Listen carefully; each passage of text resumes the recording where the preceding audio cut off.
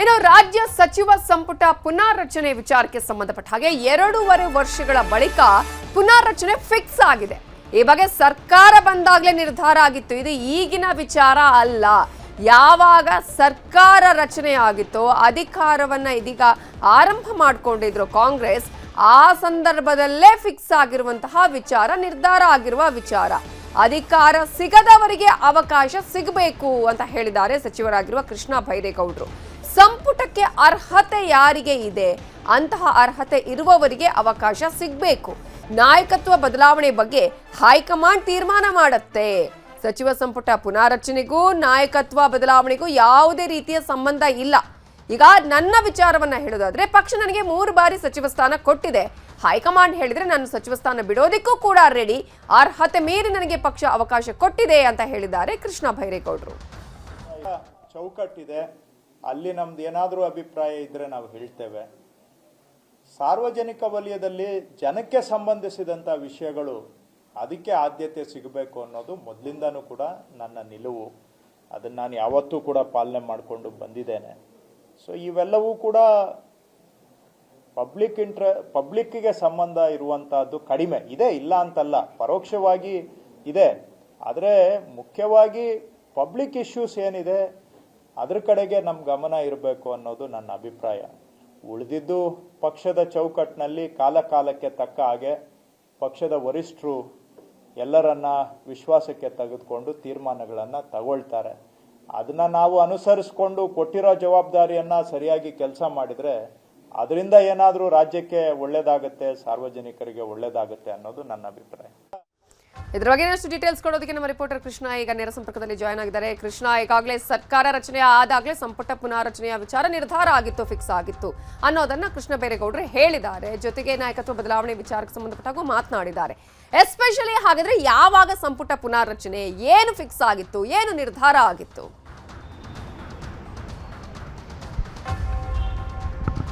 ನವಿತಾ, ಬಹುಶಃ ಬಿಹಾರ ಚುನಾವಣೆಯ ಫಲಿತಾಂಶ ಪ್ರಕಟ ಆದ ಕೂಡಲೇ ರಾಜ್ಯ ಸಂಪುಟ ಪುನರಚನೆ ಆಗುವಂತಹ ಸಾಧ್ಯತೆ ಬಹುತೇಕವಾಗಿ ಹೆಚ್ಚಿರುವಂತದ್ದು.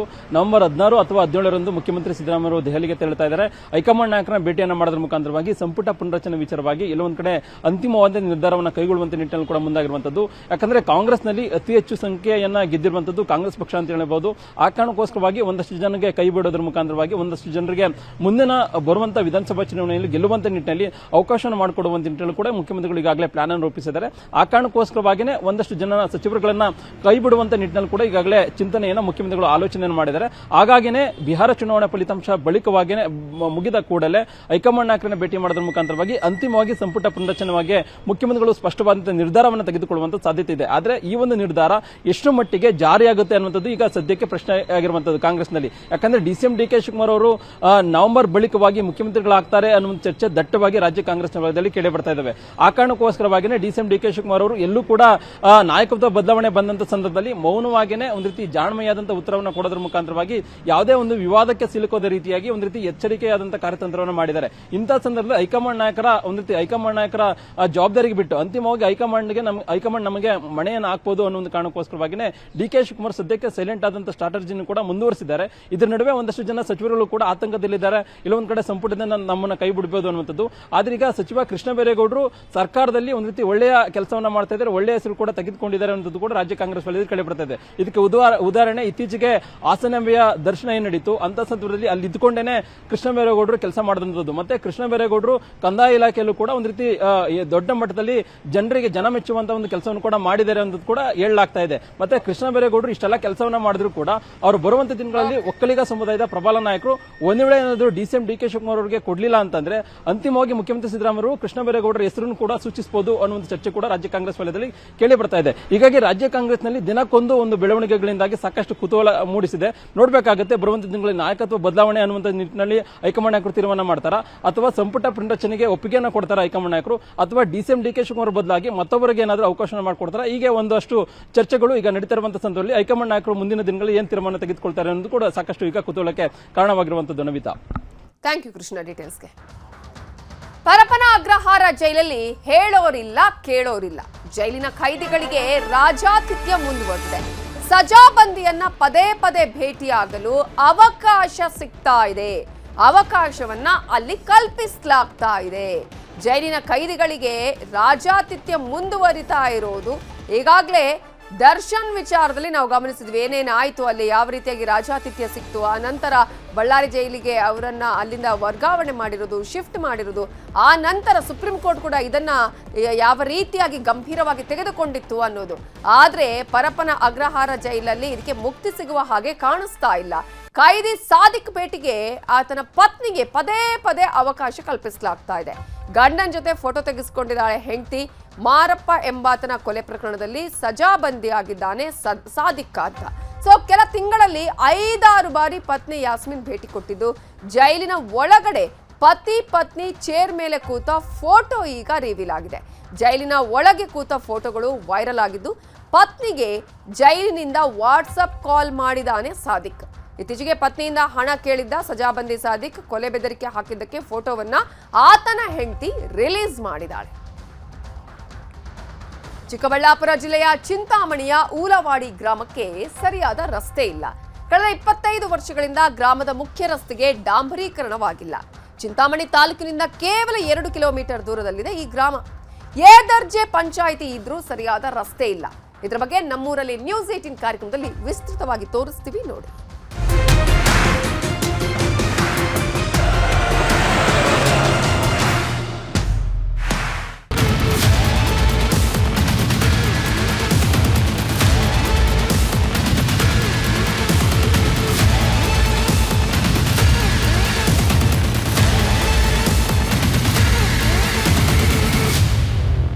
ನಮಸ್ಕಾರ ವೀಕ್ಷಕರೇ, ನಮ್ಮೂರಲ್ಲಿ ನ್ಯೂಸ್ 18 ವಿಶೇಷ ಕಾರ್ಯಕ್ರಮಕ್ಕೆ ಸ್ವಾಗತ. ನಾನು ಅರುಣ್ ಹುಗಾರ್. ನಮ್ಮೂರಲ್ಲಿ ನ್ಯೂಸ್ 18 ವಿಶೇಷ ಕಾರ್ಯಕ್ರಮವನ್ನು ಯಾವುದೋ ಗದ್ದೆಯಲ್ಲಿ ಕೂತ್ಕೊಂಡು ಮಾಡ್ತಾ ಇಲ್ಲ. ಚಿಂತಾಮಣಿ ಅನ್ನುವಂತಹ ಪ್ರಖ್ಯಾತ ತಾಲೂಕಿನ ಪಕ್ಕದಲ್ಲೇ ಕೂಗಳತೆ ದೂರದಲ್ಲಿರುವಂತಹ ಸಬರ್ಬನ್ ಆಗಿರುವಂತಹ ಒಂದು ಊಲವಾಡಿ ಅನ್ನುವಂತಹ ಊರಲ್ಲಿ ನಾವಿದ್ದೀವಿ. ನಾನು ಕುಳಿತುಕೊಂಡಿರುವಂಥದ್ದು ಗದ್ದೆ ಅಂತ ನೀವು ಅಂದ್ಕೊಂಡಿದ್ರೆ ಅದು ಅಕ್ಷರಶಃ ತಪ್ಪು. ಯಾಕಂದ್ರೆ ನನ್ನ ಹಿಂದ್ಗಡೆ ನಿಮಗೆ ಭತ್ತ ಕಾಣಿಸ್ತಾ ಇದೆ, ಭತ್ತದ ಬೆಳೆ. ಈ ಭತ್ತ ಬೆಳೆದಿರುವಂಥದ್ದು ರೋಡಲ್ಲಿ ಅಂದರೆ ನೀವು ನಂಬಲೇಬೇಕು. ಯಾಕೆ ಹಿಂಗಾಯಿತು, ಏನು ಪರಿಸ್ಥಿತಿ ಅನ್ನುವಂತಹ ಪ್ರತಿ ಡೀಟೇಲ್ಸ್ ನಾನು ಕೊಡ್ತಾ ಹೋಗ್ತೀನಿ. ಈ ರೋಡ್ನ ಮೂಲಕವಾಗಿ ಬಹುತೇಕ ಒಂದು 10ರಿಂದ 15 ಸರ್ಕಾರಿ ಶಾಲೆ ಸೇರಿದಂಗೆ ಖಾಸಗಿ ಶಾಲೆಯ ಪ್ರತಿಯೊಂದು ವೆಹಿಕಲ್ಸ್ಗಳು ಕೂಡ ಈ ರೋಡ್ನಲ್ಲಿ ಓಡಾಡುತ್ತೆ. ಏನಾದರೂ ಹೆಚ್ಚು ಕಡಿಮೆ ಆದರೆ ಯಾರು ಹೊಣೆ ಅನ್ನುವಂತಹ ಸಹಜ ಪ್ರಶ್ನೆ ಈ ಗ್ರಾಮದ ಅಥವಾ ಈ ರೋಡ್ನಲ್ಲಿ ಓಡಾಡುವಂತಹ ಪ್ರತಿಯೊಬ್ಬ ಪ್ರಯಾಣಿಕರ ಪ್ರಶ್ನೆ ಆಗಿದೆ. ಸಹಜವಾಗಿ ನೋಡಿ, 25 ವರ್ಷಗಳಿಂದ ಈ ಒಂದು ರೋಡ್ಗೆ ಟಾರ್ ಬಿದ್ದಿಲ್ಲ ಅಂತಿದ್ರೆ ಇದರ ಪರಿಸ್ಥಿತಿ ಯಾವ ರೀತಿ ಆಗಿರಬಹುದು. ಉನ್ನತ ಶಿಕ್ಷಣ ಸಚಿವರಾಗಿರುವಂತಹ MC ಸುಧಾಕರ್ ಅವರ ತವರು ಕ್ಷೇತ್ರ, ಜೊತೆಗೆ ಅವರೇ ಉಸ್ತುವಾರಿಯನ್ನು ವಹಿಸಿಕೊಂಡಿರುವಂತಹ ಕ್ಷೇತ್ರ, ಅದರ ಪರಿಸ್ಥಿತಿ ಹೀಗಿದೆ. ಈ ಊರಿನ ಗ್ರಾಮಸ್ಥರು ಏನು ಹೇಳ್ತಾರೆ, ಈ ಬಗ್ಗೆ ಏನೇನು ಸಮಸ್ಯೆಗಳಾಗ್ತಾ ಇದೆ, ರೋಡಲ್ಲೇ ಭತ್ತ ಬೆಳೆದು ನಿಂತ್ಕೊಂಡಿದೆ ಅನ್ನುವಂಥ ಪರಿಸ್ಥಿತಿ ಯಾಕೆ ಬಂತು, ಇಲ್ಲಿ ಏನಾದರೂ ರೋಡ್ ಸ್ಯಾಂಕ್ಷನ್ ಆಗಿದೆಯಾ, ಆಗತ್ತಾ, ಏನು ಮನವಿ ಕೊಟ್ಟಿದ್ದಾರೆ ಅಧಿಕಾರಿಗಳು ಅಥವಾ ಜನಪ್ರತಿನಿಧಿಗಳು, ಈ ಬಗ್ಗೆ ಏನು ಕ್ಲಾರಿಫಿಕೇಶನ್ ಕೊಡ್ತಾ ಇದ್ದಾರೆ, ಜೊತೆಗೆ ಪ್ರಮುಖವಾಗಿ ಈ ಗ್ರಾಮದ ಜನ ಅನುಭವಿಸ್ತಾ ಇರುವಂಥ ನರಕ ಯಾತನೆ ಏನು ನೋಡೋಣ ಬನ್ನಿ.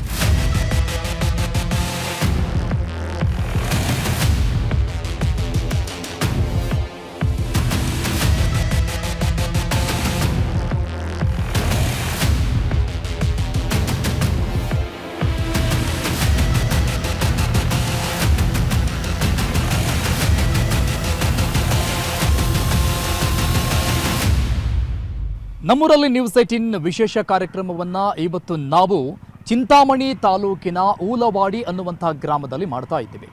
ಈ ಗ್ರಾಮದಲ್ಲಿ ಅನೇಕ ಸಮಸ್ಯೆಗಳು ಇದ್ದೇ ಇದೆ. ಆದರೆ ಮೂಲಭೂತವಾಗಿ ಬೇಕಾಗಿರುವಂತಹ ಮೇನ್ ರೋಡ್, ರಸ್ತೆಯ ಸಮಸ್ಯೆ ಎಷ್ಟರ ಮಟ್ಟಿಗಿದೆ ಅನ್ನುವಂತಹ ಪ್ರತಿಯೊಂದು ಮಾಹಿತಿಯನ್ನು ನಿಮಗೆ ಕೊಡ್ತಾ ಹೋಗ್ತೀವಿ ಈ ಊರಲ್ಲಿರುವಂತಹ ಜನರನ್ನು ಕೇಳೋ ಮೂಲಕವಾಗಿ. ನೋಡಿ, ಈ ಊಲವಾಡಿ ಅನ್ನುವಂಥ ಗ್ರಾಮ ಏನಿದೆ, ಇದು ಈ ತಾಲೂಕು ಕೇಂದ್ರದಿಂದ ಚಿಂತಾಮಣಿಯಿಂದ ಎಲ್ಲೋ ದೂರದಲ್ಲಿ ಅಥವಾ ತಾಲೂಕಿನ ಕೊನೆಯ ಅಂಚಿನ ಗ್ರಾಮ ಏನಲ್ಲ. ಇಲ್ಲಿಂದ ವಾಕಬಲ್ ಡಿಸ್ಟೆನ್ಸಲ್ಲಿ ನಡ್ಕೊಂಡು ಹೋಗ್ಬಿಟ್ರು ಕೂಡ ಚಿಂತಾಮಣಿ ಮುಟ್ಟಬಹುದು. ಜಸ್ಟ್ 2 ಕಿಲೋಮೀಟರ್ ದೂರದಲ್ಲಿದೆ. ಈ 2 ಕಿಲೋಮೀಟರ್ ರಸ್ತೆಯ ಸ್ಥಿತಿ ಹೇಗಿದೆ ಅಂದರೆ, ರಸ್ತೆಯಲ್ಲೇ ನಾವು ಭತ್ತದ ಪೈರನ್ನು ಕಿತ್ಕೊಂಡು ಬಂದಿದ್ವಿ. ಭತ್ತದ ಪೈರನ್ನು ರಸ್ತೆಯಲ್ಲಿ ಕಿತ್ಕೊಂಡು ಬಂದಿದ್ದೀವಿ ಅಂದರೆ ಇಲ್ಲಿನ ರಸ್ತೆಯ ಪರಿಸ್ಥಿತಿ ಹೇಗಿದೆ ಅನ್ನುವಂಥದ್ದನ್ನು ಜಸ್ಟ್ ಇಮ್ಯಾಜಿನೇಷನ್ ಮಾಡ್ಕೊಳ್ಬಹುದು. ಈ ರೋಡ್ ಏನು ನೋಡ್ತಾ ಇದ್ದೀರಿ ನೀವು, ಈ ರೋಡ್ಗೆ ಟಾರ್ ಬಿದ್ದು ಆಲ್ಮೋಸ್ಟ್ 25 ವರ್ಷಕ್ಕಿಂತ ಜಾಸ್ತಿ ಟೈಮ್ ಆಯಿತು. ಕೃಷ್ಣ ಬೈರೇಗೌಡವರ ತಂದೆ ಬೈರೇಗೌಡರು ಉಸ್ತುವಾರಿ ಸಚಿವರಾದಂಥ ಟೈಮ್ನಲ್ಲಿ ಈ ರೋಡ್ಗೆ ಟಾರ್ ಅನ್ನ ಹಾಕಲಾಗಿತ್ತು. ಅಲ್ಲಿಂದ ಇಲ್ಲಿವರೆಗೂ ಕೂಡ ಅಂದ್ರೆ 25 ವರ್ಷ ಸರಿಸುಮಾರು ಅಲ್ಲಿಂದ ಇಲ್ಲಿವರೆಗೂ ಒಂದೇ ಒಂದು ಬಾರಿ ಟಾರ್ ಅನ್ನ ಹಾಕಿಲ್ಲ.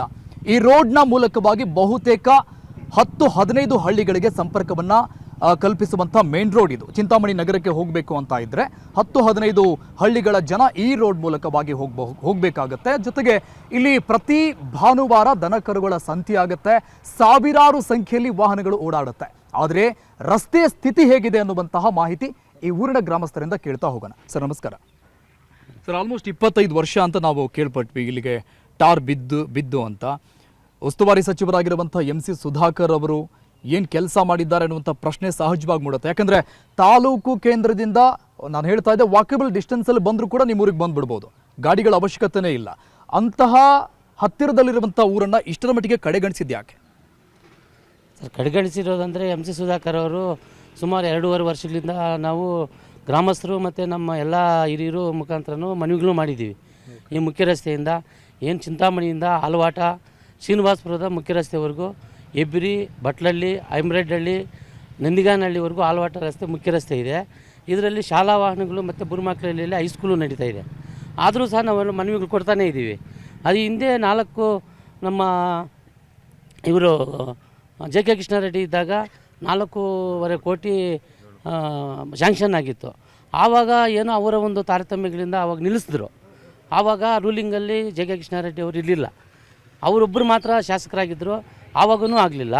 ಮತ್ತು ಇವಾಗ ರೂಲಿಂಗ್ ಪಾರ್ಟಿನೂ ಸುಧಾಕರೇ ಇದ್ದಾರೆ, MC ಸುಧಾಕರ್ ಅವರು ಉಸ್ತುವಾರಿ ಆಗಿದ್ದಾರೆ, ಪಾರ್ಟಿನೂ ಕಾಂಗ್ರೆಸ್ ಪಾರ್ಟಿನೇ ಇದೆ. ಆದರೂ ಸಹ ಮೂಲಭೂತ ಸೌಕರ್ಯಗಳು ನಮ್ಮ ಗ್ರಾಮ ಪಂಚಾಯತಿ ಇದರಲ್ಲಿ 20 ಜನ ಗ್ರಾಮ ಪಂಚಾಯತಿ ಸದಸ್ಯರುಗಳಿದ್ದಾರೆ. ಅದರಲ್ಲಿ ರೂಲಿಂಗ್ ಇರೋದು MC ಸುಧಾಕರ್ ಅವರ ಬಣದವರೇ. JDS ಅವರು ಸ್ವಲ್ಪ ಮಟ್ಟಿಗೆ ನಾವು 4 ಜನ ಮಾತ್ರ ಇದ್ದೀವಿ. ಆದರೂ ಸಹ ನಾವು ಹಿರಿಯರಾಗಿ ನಾವು ಈ ಗ್ರಾಮದ ಹಿರಿಯರಾಗಿ ಮಾತಾಡ್ತಾ ಇದ್ದೀವಿ ಅಷ್ಟೇ ಹೊರತು ನಮಗೆ ರಾಜಕೀಯ ಬೇಕಾಗಿಲ್ಲ. ಆದರೂ 2.5 ವರ್ಷ ಆಯ್ತಲ್ಲ, ಆದರೂ ನಮ್ಮ ಗ್ರಾಮದಲ್ಲಿ ಸುಮಾರು ವರ್ಷಗಳಿಂದ ಮೂಲಭೂತ ಸೌಕರ್ಯ ಇಲ್ಲ ಅಲ್ಲ, ಆದಷ್ಟು ಬೇಗ ಟೆಂಡರ್ ಆಗಿದೆ ಅಂತ ಹೇಳ್ತಾರೆ. ನಾವು ಮೆಂಬರ್ಗೆ ಕೇಳಿದಾಗ, ನಾವು ಅನುಮೋದನೆಯೂ ಗ್ರಾಮ ಪಂಚಾಯತ್ನಲ್ಲಿ ಕೇಳಿದಾಗ ಅದು ಬೇಗ ಆಗುತ್ತೆ, ಅನುಮೋದನೆ ಆಗಿದೆ, ಅಮೌಂಟ್ ಸ್ಯಾಂಕ್ಷನ್ ಆಗಿದೆ ಅಂತ ಹೇಳ್ತಾ ಇದ್ದಾರೆ. ನಾವು ಹೇಳ್ತಾ ಇದ್ರೂ ಅದು ಮೀನಾಮೇಕ್ಷಣೆ ಆಗ್ತಾಯಿದೆ. ಅದ್ರ ಬಗ್ಗೆ ನಾವು ಹೇಳಿದ್ರೂ ಅವರು ನಿರ್ಲಕ್ಷ್ಯ ಮಾಡ್ತಾ ಇದ್ದಾರೆ. ಅದು ಯಾಕೆ ಮಾಡ್ತಾ ಇದ್ದಾರೆ ನಮಗಂತೂ ಗೊತ್ತಾಗ್ತಾ ಇಲ್ಲ. ರಾಜಕೀಯ ಕಾರಣಗಳ ರಾಜಕೀಯ ಕಾರಣಗಳೇನಾದ್ರು ಅವರು ಒಳ ಇಟ್ಕೊಂಡಿರ್ಬೋದು, ನಾವು ಹೇಳೋಕ್ಕಾಗಲ್ಲ. ಆದರೆ ನಮ್ಮ ಒಂದು ಡಿಮ್ಯಾಂಡ್ ಏನಂದರೆ ಸಾರ್ವಜನಿಕರದ್ದು, ನಮ್ಮ ಗ್ರಾಮದ ಡಿಮ್ಯಾಂಡು ಮೂಲಭೂತ ಸೌಕರ್ಯಗಳಲ್ಲಿ ಅದು ಬೇಗ ನಮಗೆ ರಸ್ತೆಯನ್ನು ನಿರ್ಮಾಣ ಮಾಡಿಕೊಡ್ಬೇಕು. ಸರ್ ಎಷ್ಟು ಪ್ರಾಬ್ಲಮ್ಸ್ಗಳಾಗ್ತಾ ಇದೆ ಈ ರೋಡ್ನಿಂದ? ಸರ್ ಇದು ಅರ್ಬನ್ ಏರಿಯಾ ಆಗಿದೆ. ಉಲ್ವಾಡಿ ಅನ್ನೋದು ಅರ್ಬನ್ ಏರಿಯಾ. ಹಾಗಾಗಿ ಚಿಂತಾಮಣಿ ತಾಲೂಕಿನಲ್ಲಿ ಪಂಚಾಯತಿ ಹೆಡ್ ಕ್ವಾರ್ಟರ್ A+1 ಇದು. ಇಂಥ ಉಲ್ವಾಡಿ ಪಂಚಾಯತಿಯಲ್ಲಿ ಏನಾಗುತ್ತಿದೆ ಅಂತಂದರೆ ಸಾವಿರಾರು ವೆಹಿಕಲ್ಸ್, ಟೊಮೊಟೊ ಮಾರ್ಕೆಟಿಂದ ಸಾವಿರಾರು ಹೆವಿ ವೆಹಿಕಲ್ಸ್ ಹೋಗುತ್ತೆ. ಸಂತೆ, ಹಸುಗಳ ಸಂತೆ, ಪಾಪ 1.5 ಲಕ್ಷ 2 ಲಕ್ಷ ತಗೊಂಡು ಹಸುಗಳು ತಗೊಂಡು ಹೋಗಿರ್ತಾರೆ. ಇನ್ನೇನು ಕರು ಆಗಬೇಕು ಅಂಥ ಟೈಮಲ್ಲಿ ಈ ರೋಡಲ್ಲಿ ಹೋಗ್ತಾಯಿದ್ರೆ ಕರುಗಳು ಸತ್ತು ಹೋಗ್ತಾಯಿದೆ. ಲಕ್ಷಾಂತರ ರೂಪಾಯಿ ರೈತರಿಗೆ ಲಾಸ್ ಆಗ್ತದೆ. ಒಂದು ದಿನಕ್ಕೆ ಚಿಂತಾಮಣಿ ತಾಲೂಕಲ್ಲಿ ಎಷ್ಟು ಕಾಲೇಜುಗಳಿದಾವೋ ಅಷ್ಟು ಕಾಲೇಜ್ ವ್ಯಾನ್ಸ್ ಈ ಉಲ್ವಾಡಿಯಲ್ಲಿ ಓಡಾಡುತ್ತೆ. ಮಕ್ಕಳು ಅಷ್ಟು ಜನ ಓಡಾಡ್ತಾರೆ. ಹೈಸ್ಕೂಲ್ ಇದೆ ಮೈನ್ ರೋಡಲ್ಲಿ, ಹಲವಾರು ಮಕ್ಕಳು ಮೈನ್ ರೋಡಿಂದ ನಡ್ಕೊಂಡು ಹೋಗ್ತಾರೆ. ಇಂತಹ ಅರ್ಬನ್ ಮಾಡಿರೋ ಅಂತಹ ಅಧಿಕಾರಿಗಳು ಮತ್ತು ಶಾಸಕರು ಈ ಅರ್ಬನ್ ಏರಿಯಾನ ಗಲೀಜ್ ಏರಿಯಾ ಮಾಡಿಬಿಟ್ಟಿದ್ದಾರೆ. ಸ್ವಚ್ಛತೆ ಇಲ್ಲ, ರೋಡ್ಸ್ ಇಲ್ಲ, ಮೂಲಭೂತ ಸೌಕರ್ಯಗಳೇ ಇಲ್ಲ. ಎಷ್ಟೋ ಮನೆಗಳಿಗೆ ನೀರು ಕೂಡ ಇಲ್ಲ. ಕೇಳಿದ್ರೆ ಅವ್ರು ಇಷ್ಟ ಬಂದಾಗ ರಾಜಕೀಯ, ಅವ್ರ ದೊಡ್ಡ ಲೆವೆಲ್ ರಾಜಕೀಯ, ಅವ್ರದ್ದು ಅಧಿಕಾರ ತಗೊಳೋದಕ್ಕೆ ಅಧಿಕಾರ ತಗೊಂಡು ದೊಡ್ಡವ್ರು ಆಗ್ತಾ ಇದ್ದಾರೆ. ಬಿಟ್ಟರೆ ಊರಿನ ಬಗ್ಗೆ ಒಂಚೂರು ಕಾಳಜಿ ಇಲ್ಲ, ಒಂಚೂರು ಆಸಕ್ತಿ ಇಲ್ಲ, ಏನೂ ಇಲ್ಲ. ನಾವೇನಾದರೂ ಕೇಳಕ್ಕೆ ಹೋದರೆ ಅವ್ರದ್ದೇ ರಾಜಕೀಯ ಪ್ರಭಾವ ತೋರಿಸ್ತಾರೆ, ತೊಂದರೆಗಳು ಕೊಡ್ತಾರೆ, ಹಲವಾರು ತೊಂದರೆಗಳು ಮಾಡ್ತಾಯಿದ್ದಾರೆ. ನಮ್ಗೆ ಬೇಕಾಗಿರೋದು ರಾಜಕೀಯ ಅಲ್ಲ ಸರ್. ಈ ಉಲ್ವಾಡಿಯಲ್ಲಿರೋ ಪ್ರತಿಯೊಬ್ಬ 1800 ವೋಟರ್ಸ್ ಇದ್ದಾರೆ. ಪ್ರತಿಯೊಬ್ಬರು ಅವ್ರವ್ರ ಹಕ್ಕು ಸಂಪಾದನೆ ಮಾಡಿದ್ದಾರೆ. ಆ ಸಂಪಾದನೆ ಮಾಡಿರೋ ಹಕ್ಕು ಒಬ್ರಿಗೂ ಒಂದೊಂದು ಹಕ್ಕು ಸಿಗ್ತಾ ಇಲ್ಲ. ಇವಾಗ 30 ವರ್ಷಗಳಿಂದ ಇವಾಗ ನಮ್ಮ ರೋಡ್ಗೆ ಬೇಡ್ಕೊಳೋ ಪರಿಸ್ಥಿತಿ ಬಂದಿದೆ ಸರ್. ಸುಸ್ತುವಾರಿಗಳಿದ್ದಾರೆ, ನಮ್ಮದೇ